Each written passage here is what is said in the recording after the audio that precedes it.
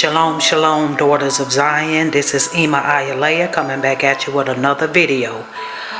In this video, I will take you along as I prepare dinner for my family. And I'm going to try my hand at making a lasagna soup this evening. So I just thought I would bring you along. And also, I did a little study on 1 Corinthians chapter 13, that is the love chapter as we know it. And I want to share, a little deeper understanding of what that chapter means by going through it a little bit as I go along to prepare our dinner. And so the ingredients for this lasagna soup is 6 ounces of lasagna, okay, and then also we need like a tablespoon of olive oil, all right, and also 1 medium onion, okay. Also it's calling for Italian sausage, but I'm just going to use just regular ground beef, okay. Also it's calling for 2 garlic cloves, and I'm going to use 4 because we really like the flavor of garlic in our food, and 1 teaspoon of dried oregano. It's right here, okay.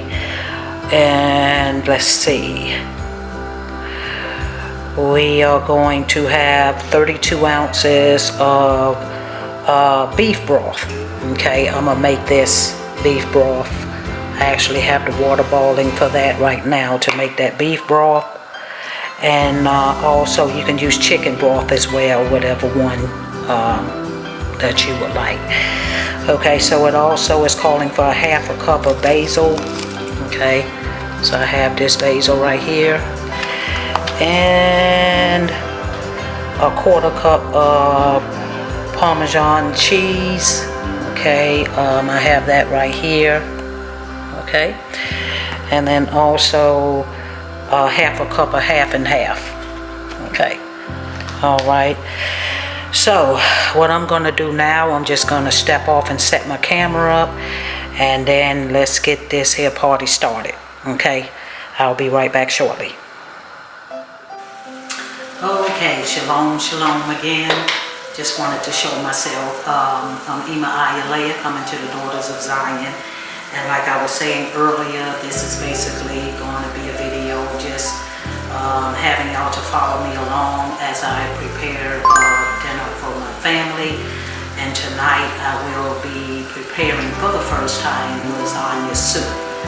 Okay, and then also I had a chance to do a little deeper study of the chapter that is found in 1 Corinthians chapter 13. It's known as the love chapter. I want to just give a clearer understanding. I'm not saying, I'm so deep in understanding it, but, I have a clearer understanding, and I know the word says that lean not unto your own understanding, but in all your ways acknowledge Him, and He will direct your path. And so I'm taking that the Most High directed my path in sharing this word with the Daughters of Zion as I prepare this meal. Okay, so I already have my broth made already. I basically use this beef bouillon flavor, and it asks for you to put like a teaspoon into every 8 ounces, and it just makes a real good broth. And I also use the chicken flavor as well, okay. And then for the lasagna is asking for 8 ounces of lasagna, and basically they asking you to break it up into, I guess, bite sizes, and then I will go ahead and boil it. So I'm gonna step off and break this lasagna up, and I will be back shortly. Okay, so I have the lasagna basically broke up into little bite sizes. I'll give you a look at that. Okay, see how that looks? Not too big. Bite sizes. Okay, And I am about to just put this in the boiling water. And also in the water I have a little salt, and I also put a little olive oil to keep the noodles from sticking. Okay, I'll be right back. Okay, I put the lasagna noodles in the water, and it is actually saying that you want to boil the lasagna 2 minutes less than what the package is directing you to boil it at. So here it's saying that you need to boil it from 8 to 12 minutes, okay? And so I'm gonna check probably about 8 minutes in because it will finish cooking when we combine all the other ingredients together, okay? So with that being said, I have that done. And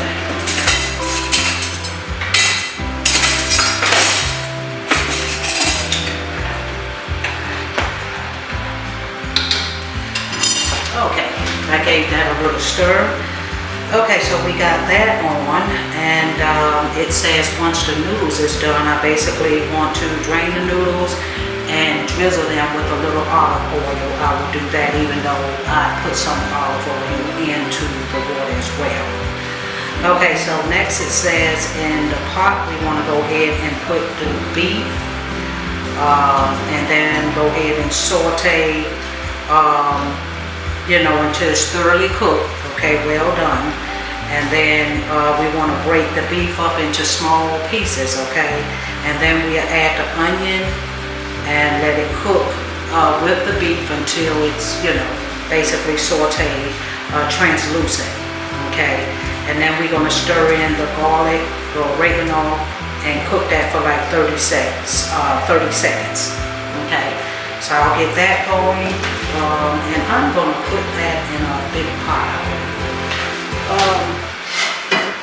Yes, I'll put this pot right here. Go ahead and put my beef. Go ahead and get this opened up. And then I'll also, like I said, I will be reading 1 Corinthians chapter 13. Hoping to give a clear understanding on what it is to love and what it is to not to love daughters of Zion. Okay, loving one another and how to do that in a proper way. Okay, I'm gonna go ahead and wash my hands real quick.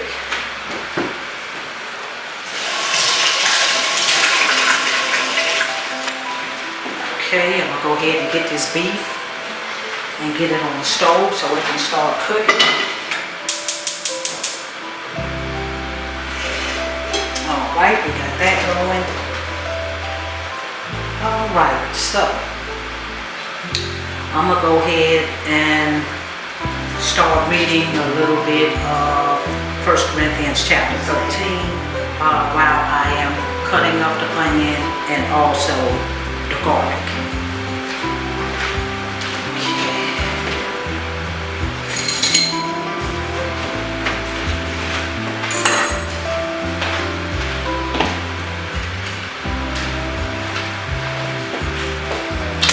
Okay. So it starts off, and I'm reading out of the New King James Version, and I also will be reading a little out of the Contemporary English Version as well. Okay, so it reads, verse 1, though I speak with many tongues of men and of angels, but have not love, I have become sounding brass or a clanging cymbal. And though I have the gift of prophecy and understand all mysteries and all knowledge, and though I have all faith so that I could remove mountains, but have not love, I am nothing. Okay, so that is the first two verses, and that's saying a whole lot. I'm gonna step off and let me check my beef. Okay, I'm back, and I also needed to check my noodles too, make sure I'm not overcooking my lasagna noodles. Okay. And so just talking about the first two verses of 1 Corinthians chapter 13, it is basically saying that, oh man, you can speak in tongues, you can prophesy, and have all these gifts, okay? And I also want to say too, reading chapter 13, when you go through chapter 13, you're going to see that these verses line up with either the 10 Commandments or the fruits of the Spirit, the 9 fruits of the Spirit that is found in Galatians chapter 5 verse 22. Okay, so just like the couple of first verses are saying, you can have all these gifts. You could speak in different types of languages and tongues, and you also can prophesy. But if you don't have love, you're not anything. You're nothing. Okay. So let me move to verse 3, and it say, and though I bestow all my goods to feed the poor, and though I give my body to be burned, but have not love, it profits me nothing. Okay? And so that's kind of self-explanatory. Basically, you can, do all this here, give your body to be burned and all that, just do all these here things. Okay? But if you don't have love for your sister, it's nothing. Okay? It profits you nothing. Okay? And you can give all that you have to the poor. Everything that you have, you can give it to the poor.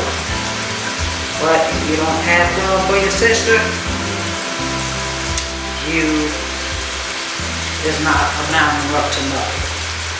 Okay? So, let me read next verse. Verse number 4. It says, love suffers long and is kind. Okay?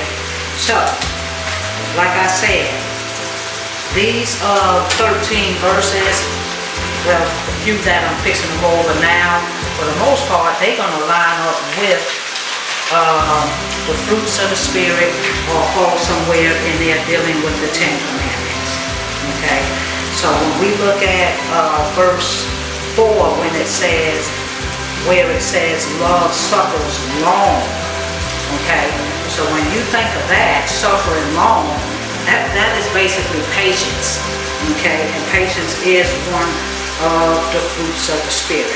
So we have to be able to be willing to suffer long with our sisters, regardless of what they're going through. We want to stay with them. We want to endure. We want to go through that suffering with them, and be kind, okay? So when I looked up kind is basically, it's just to show oneself as mild, okay? You don't want to be all puffed up and built up. I'm going to step off real quick and pull these noodles off. Go ahead and get these drained real quick. Okay. So I'll go ahead and check my beef as well. As I get the onion and the garlic cut up, let me go ahead and check my beef as well. Okay, the beef is coming along just fine, and the lasagna noodles look good. Okay. So I'm going to continue through this chapter, and also going to go ahead and finish cutting up my onion as well as my garlic cloves. Okay, so like I left off on being kind to your sister. Okay, that basically means being mild. Okay, not. The only thing I can think of when it comes to mild is not being, just wilding out, just loud and,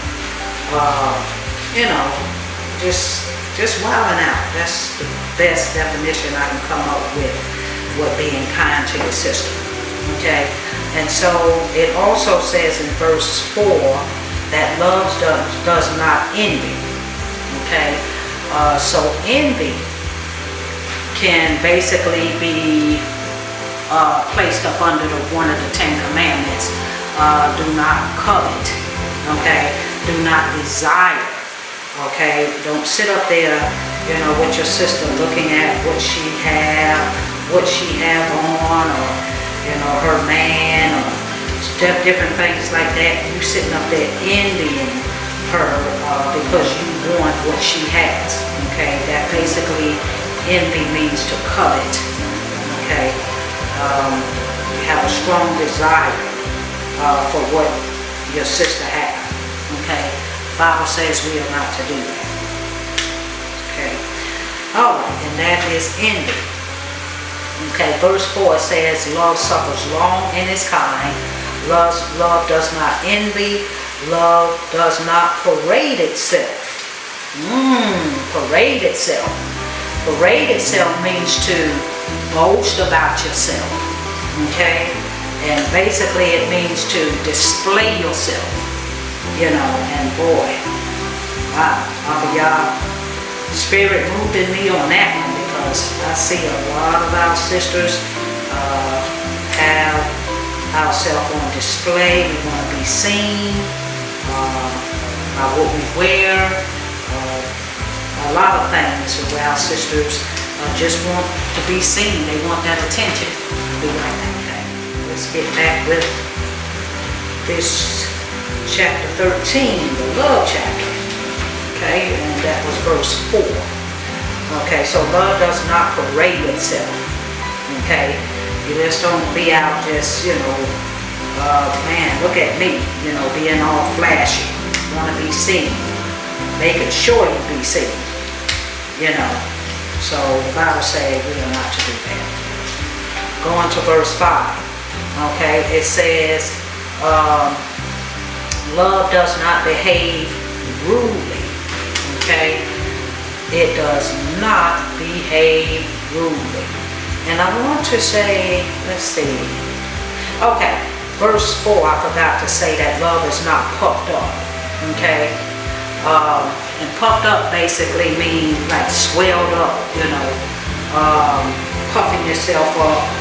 You know, just making sure again, like you're being seen. You know, want to be heard and all that kind of stuff like that. So you want to make sure that you're not, you know, presenting yourself as, oh man, I'm all proud. Now it is always a time for everything. Okay, it is a time that, you know, you can be, you know, proud of yourself, things that you have accomplished in life and different things like that. Okay, so we're not going to take it that far and saying that, you know, you can't be proud of yourself and different things like that. It's not saying that. It's a limit to everything. It's a limit to everything. And so we don't want to be walking around all puffed up, swelled up, you know, thinking that, you know, we all that in a bag of chips, so to speak. Okay. Okay, so now we'll move to verse 5. It says, love does not behave rudely. Okay. And so rudely is to act unbecoming. Okay, and when I looked up the word rude, rude basically means like ill-mannered. Okay, discourteous or insulting. Okay, and so that's going to fall a lot under controlling your mouth, controlling your tongue. Be right back. All right, my beef is done. I'm going to just go ahead and pour some of the oil off of the beef. Go ahead and get this onion cut up and get it over there in there so we can cook down a little bit.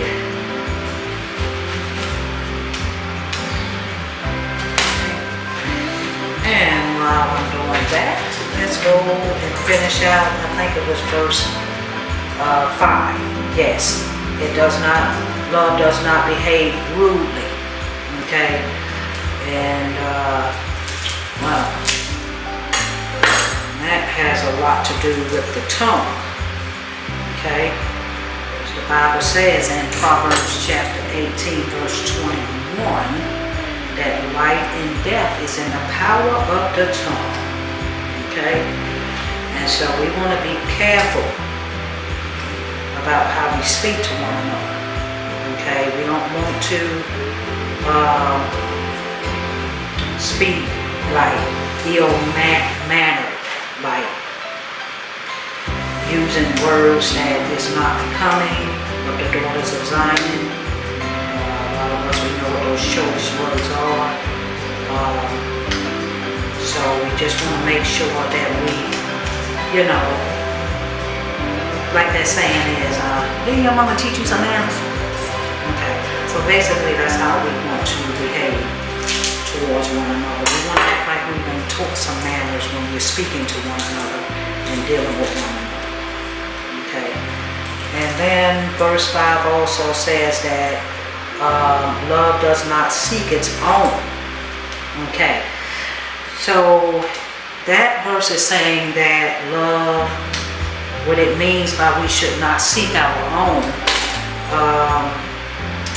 this is going to be like just selfish. Okay, there's no other way to put it. Seeking your own is basically you're selfish, self-centered. You want to make sure number one is taken care of. You want to put yourself before everybody. You're going to make sure that you get the best of everything. You want to make sure that self is taken care of. So that's just basically what putting other, basically being selfish. Okay, and so when it says that does not seek its own, that's what it's saying, being selfish. Okay, and it goes on to say that love is not provoked. Okay, so provoked, let's see. Okay, and so we know what provoke means. We don't want to be provoking no one to anger, because again, you know, this is something that will fall up under the fruits of the Spirit, because when you provoke somebody to anger, or you become angry to the extent that you are out of control, okay, you're saying things, doing things because you will provoke that person, or you are provoked yourself. And so with that being said, basically that's what love does not provoke. You don't want to provoke your sister to anger, okay, to where she come out of you know, the Spirit, and come out of the characteristics of being in the Spirit, operating in the fruits of the Spirit, but basically behaving in an unseemly way because you took the time to make sure that the devil used you to provoke that sister to anger. Okay? Alright, let's move to the next characteristic of love. Okay, love thinks no evil. Okay? And so that means, daughters of Zion, when it says love thinks no evil, that basically means that you're not going to be thinking evil of your sister, or basically thinking that your sister is up to evil, okay, or what she thinking, or basically waiting to see how they're going to respond to different things, or they're going to go back to their old ways. You're just basically thinking evil of your sister. You're just waiting for her to fall, waiting for her to sin. You know, you thinking, sitting up there thinking evil of her in a whole lot of ways. Okay, so we don't want to do that. Just another thing with, you know, about ending of verse 5, thinks no evil. It's basically saying as well that you don't want to keep a record. You know, like I was saying earlier, I just put it in a different way. You don't want to keep a record of your sister's, wrongdoing. So you can constantly throw it back up in her face, when, you're just sitting up there waiting for her to fall, thinking evil of her. Okay. So, verse 6 says, love does not rejoice in iniquity. Okay. Excuse me. And I think that kind of falls in line as well with thinking evil. It's like you rejoicing in a sister's iniquity. And we know that iniquity is when you sin continuously. Okay? Iniquity means that, you seem to keep falling into the same sin over and over again. That is iniquity.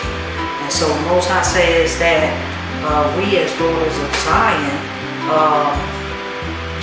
we are not to basically rejoice in someone else's iniquity and their shortcomings and things that they have a problem with shaking.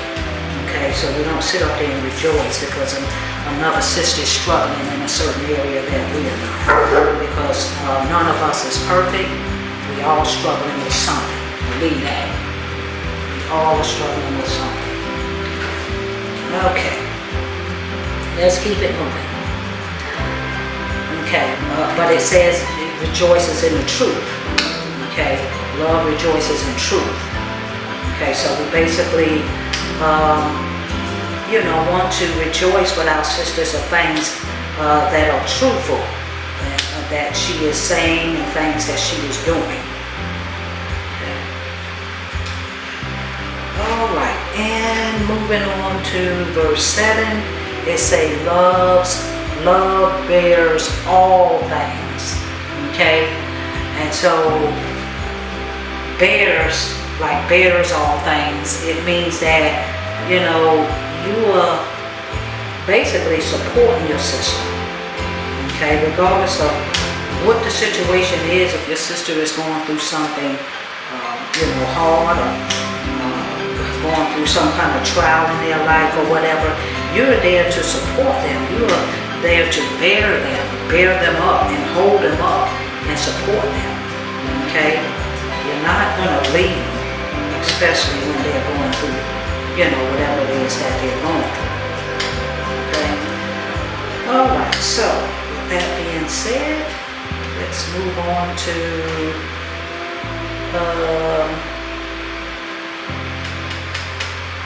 okay.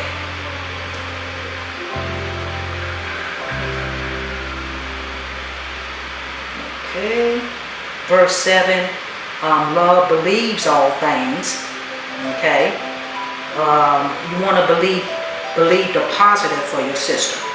Okay, you don't want to, just come along and just believe every negative thing.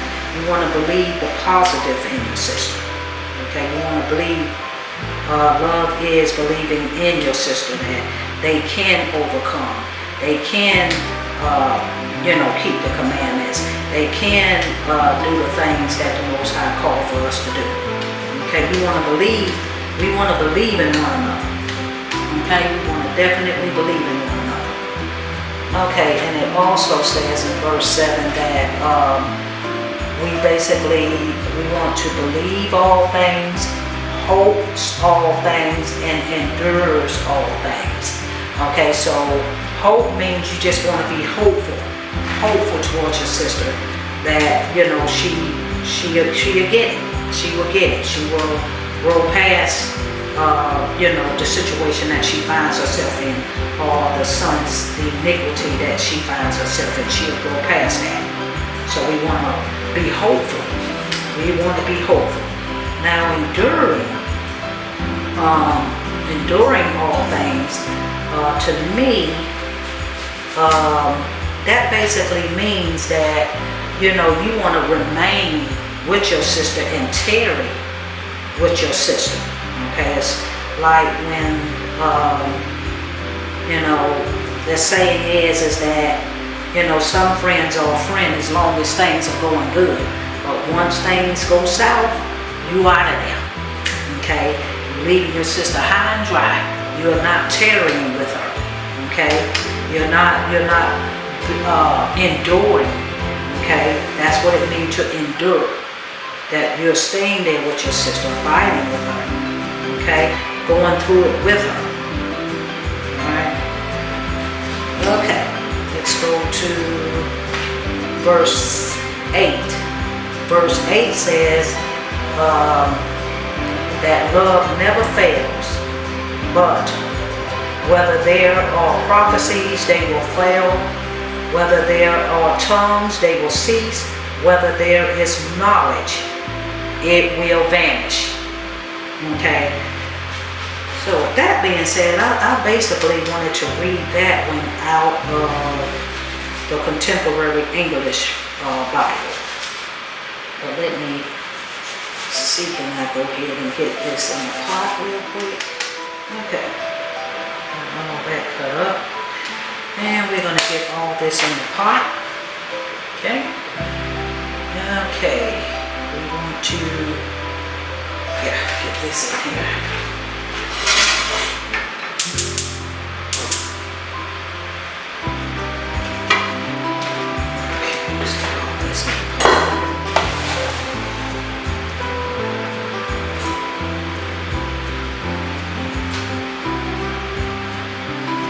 Like I say, this is calling for a medium onion and 2 garlic cloves, but I added 4 garlic cloves just to make sure it is good and flavorful.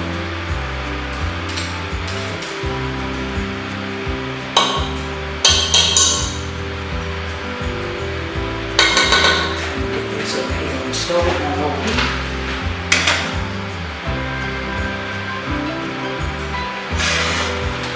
Everything else is just basically about just mixing everything together, okay?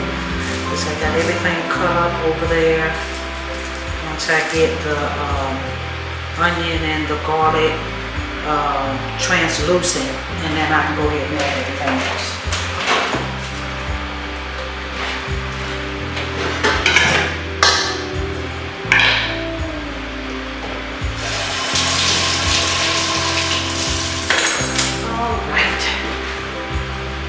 Going over there.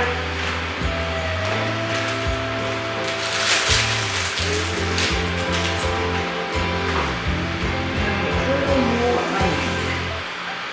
Go ahead and cut that up and throw that over there.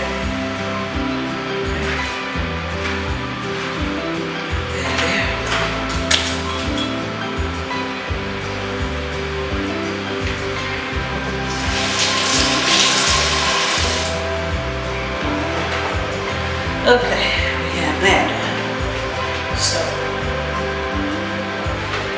once that is done, we're going to go ahead and stir in the oregano, let that cook 30 seconds, and then we just add everything in there and bring it to a boil and reduce the heat, okay? And you want to partially cover the pot. You don't want to put the lid totally over the top of the pot. And you're going to let it basically simmer for like 15 minutes, okay? And then it say keeping the heat at a simmer, we can go ahead and add the noodles, okay, in the half and half, and the parmesan, and the basil, okay? So, check this out over here. And what I did is I added a little olive oil to the beef and onion and garlic, so we can just go ahead and saute the onions and the garlic so it can be translucent. Okay, in the next verse, let's see.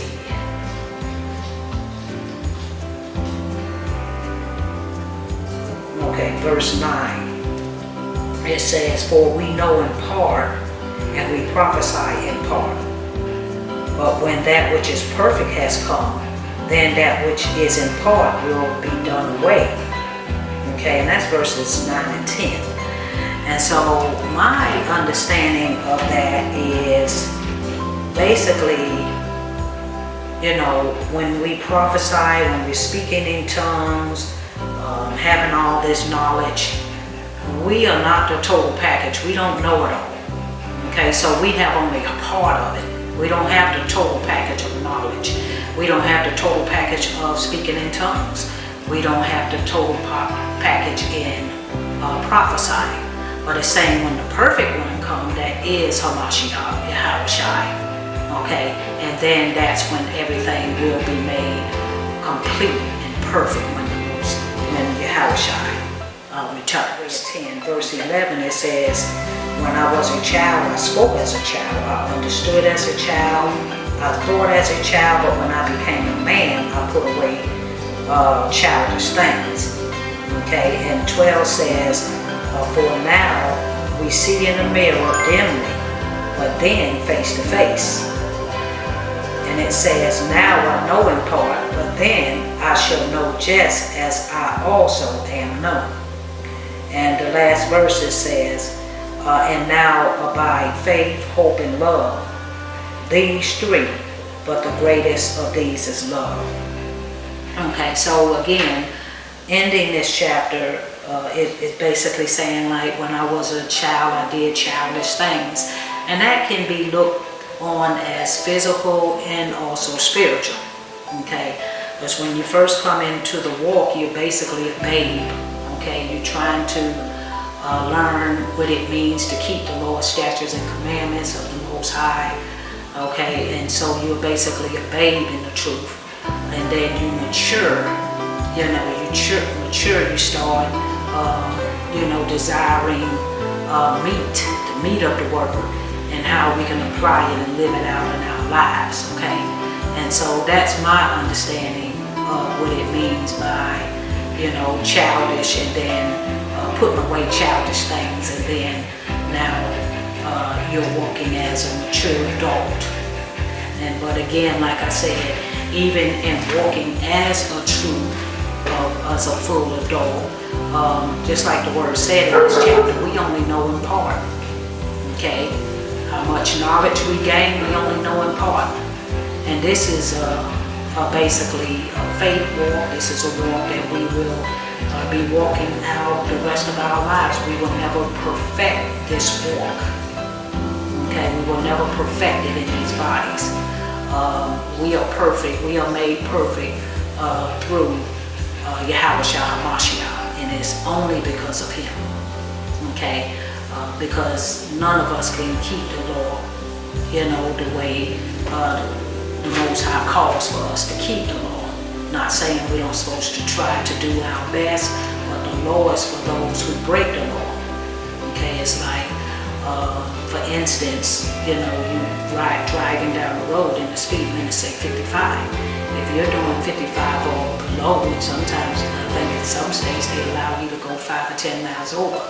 And so as long as you abide by the law don't basically apply to you. You're not worried about the law. But if you're flying down the road on 70, 80 miles an hour, okay, the law applies to you. Okay, it applies to you. But with all that being said, we have to be grateful and thankful for the Most High, Yah giving us His Son, Yahushua HaMashiach, to basically cover us in His blood. And when the Most High sees us, He sees us perfect through His Son, HaMashiach Yahushua. Hallelujah, and all praises for that. Okay, so I'm going to step off and try to go ahead and get this prepped up a little bit, and I will be back shortly. Okay, so my beef is done. The onion is translucent. I'm going to go ahead and get this combined, and I also want to finish out reading 1 Corinthians chapter 13 out of the contemporary English version, because I think it'll give you a totally better understanding of what it is saying. Okay, so let me go ahead and pull this pot over here. This has the beef, and all that good stuff in it. We're gonna go ahead and combine everything else in this here.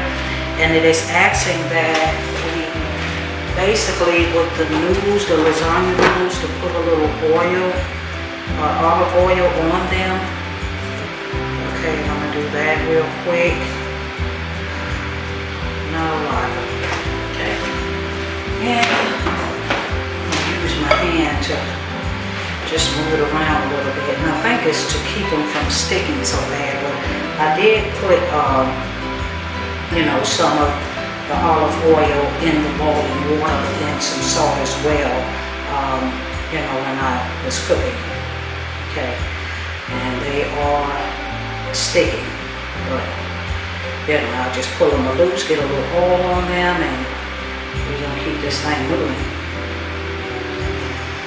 Okay.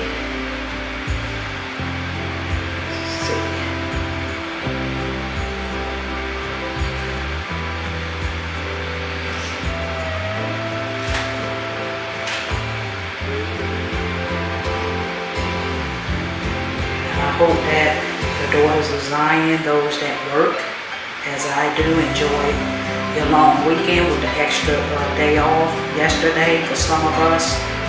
I hope you enjoyed your day off, just spending time with your family and all that you do. Okay.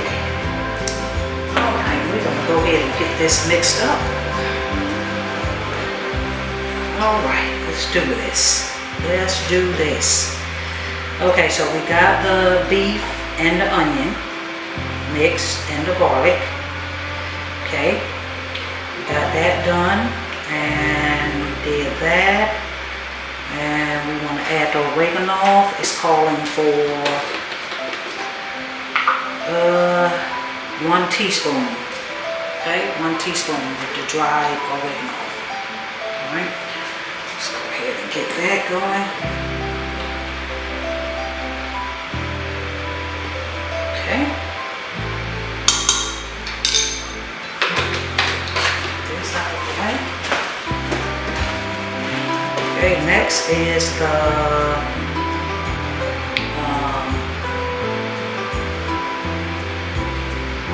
we're going to go ahead and add the tomato paste. Wipe these cans off real quick. Okay, the tops. Alright, got that done. Let's go ahead and get those open.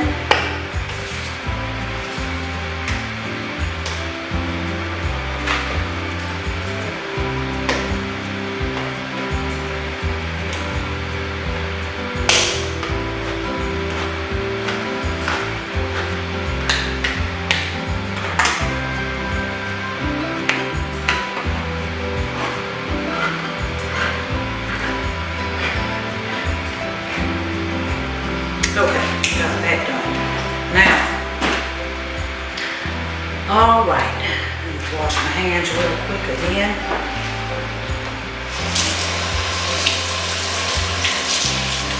We want to add the tomato paste. Okay, it's calling for 2 tablespoons of this. Let me get this here.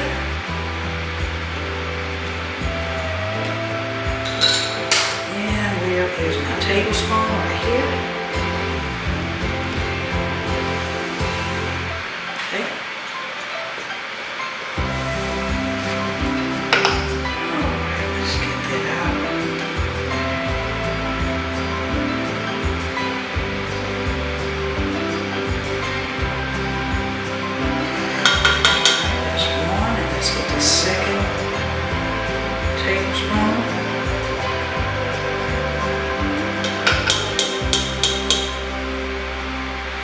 This is the tomato paste.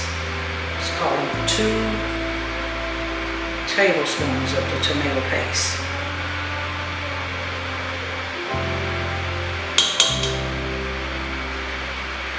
Okay, get that done.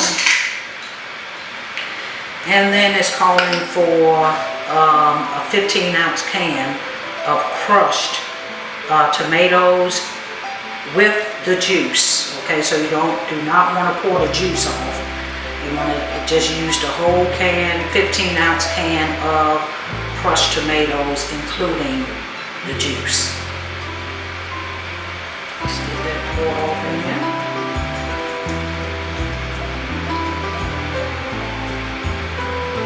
Okay, get that done. Wash this off my hands real quick.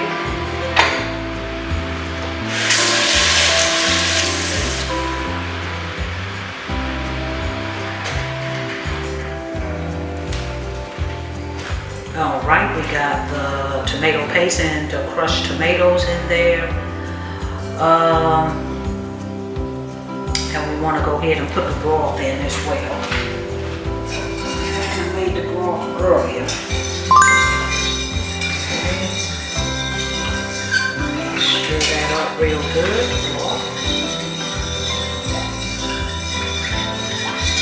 Okay, let's pour that off in there.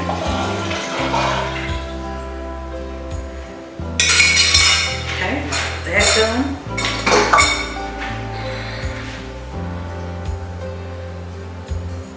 Okay, we basically want to put that back on the stove and bring it to a boil, and then we're going to reduce the heat and with it partially covered. We don't want to put the lid all the way on there. We want to put it partially in there. Let me get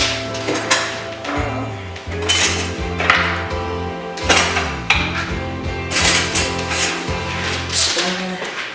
Stir this up real good. Mixed up real good.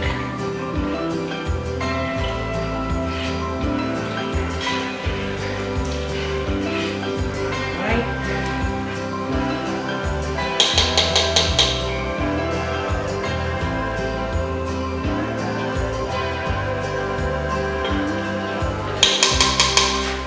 Okay, so now I'm gonna go ahead and put it on the heat. Let's see. Okay, we want to bring it to a boil.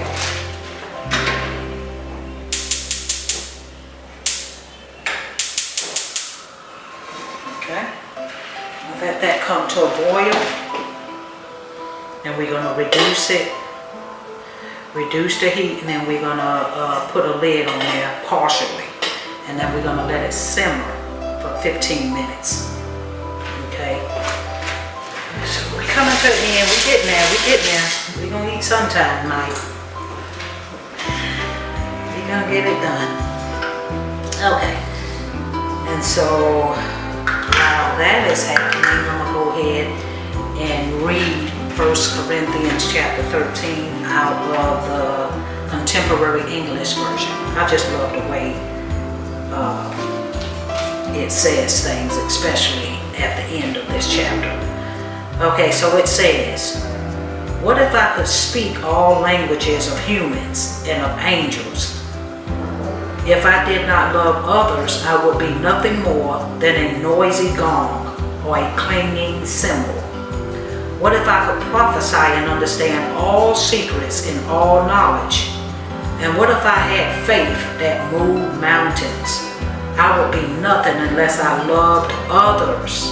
You see that? You can have all that stuff. All that. That reminds me of the story in one of the stories in the New Testament that says, you know, when the Most High, I done all this, when he comes back, when Yahweh shall come back and say, I did all this, I did all that, I prophesied in your name, I fed the poor, I did this and that, and the Most High say, I never knew you. Okay, that's deep. So it's basically saying you can have all this stuff, know all this knowledge, you know, basically you can speak in all kind of the tongues of angels and of men, okay? You can prophesy, but you don't love your sister. That's not going to get you anywhere, okay? So, let's go to verse 3. It says, what if I gave away all that I owned and let myself be burned alive? I would gain nothing unless I loved others. You see that? It keeps going back to we have to learn to love one another. And this chapter is so beautiful. It tells you what love is and what it isn't. Okay? So verse 4 says, love is kind and patient, never jealous, boastful, proud, or rude. It says love isn't selfish. Selfish. Always thinking about number one, yourself. It's not selfish. It's not quick-tempered. Okay? Not quick to snap. All right? It doesn't keep a record of wrongs that others do. Now that's big. It does not keep a record of wrongs that others do. Be quick to point out when somebody did something wrong. But the saying is, when you point out someone else's fault, you have 3 fingers pointing back at you. So look at yourself. What are you doing wrong? Okay? It's a full-time job to keep your own self together in this walk and trying to, correct everybody in what they do and point out their wrongs. It's a full-time job just trying to keep yourself on the straight and narrow. Okay? So, verse 6 says, love rejoices in the truth, but not in evil. Love is always supportive. Okay, we're going to support one another. Okay? And then it also says that love is always supportive, loyal, hopeful, and trusting. Love never fails. Never fails. Okay? And it says, everyone who prophesies will stop, and unknown languages will no longer be spoken. Okay? All that we know will be forgotten.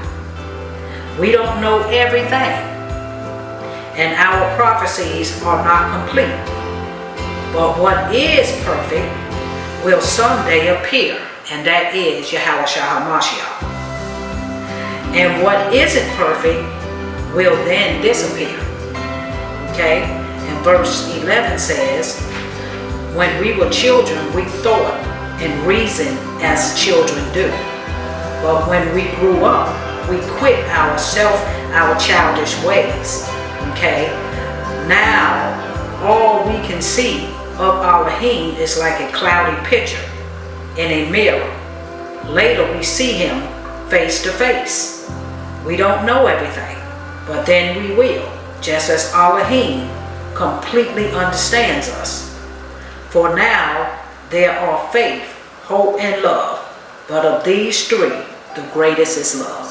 I can't finish the love chapter without singing a childhood song that I've learned. I ain't the greatest singer, but I just love this song. And it goes, beloved, let us love one another. For love is of Yah, and everyone that loveth is born of Yah. And knoweth Yah, he who loveth not, knoweth not Yah, for Yah is love. Beloved, let us love one another. 1 John 4, 7, and 8. Yeah. Okay. Alright. So, I'm going to go ahead and finish up this meal, get everything combined. I will let you see the finished product when I get back. Okay. Just let us learn how to love one another. Okay, now that the tomato mixture came to a boil, I'm gonna go ahead and add the other ingredients. And let me pour this over here real quick so y'all can watch me do that. Okay. Alright, it's calling for, I added the noodles in. It's calling for half a cup of half and half. Okay, let's go ahead and get that in there. Alright, got that in. And it is also, okay, calling for the parmesan right here. It's calling for a quarter cup of this.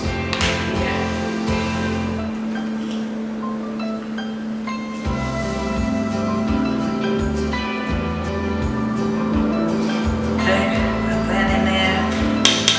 Grated Parmesan, got that in there. And let's see what else is calling for.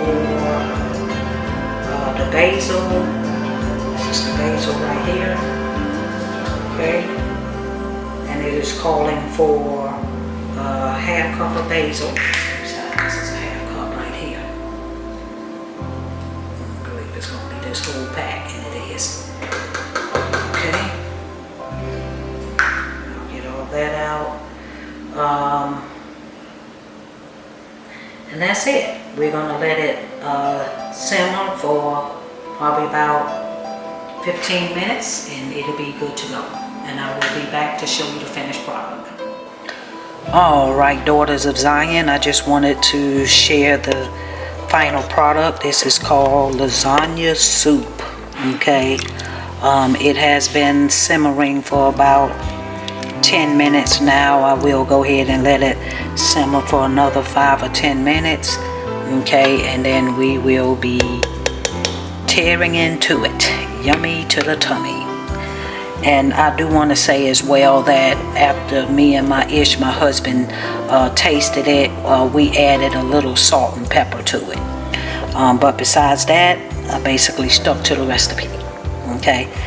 Alright, so I'm going to go ahead and say shalom, shalom, Yabaru.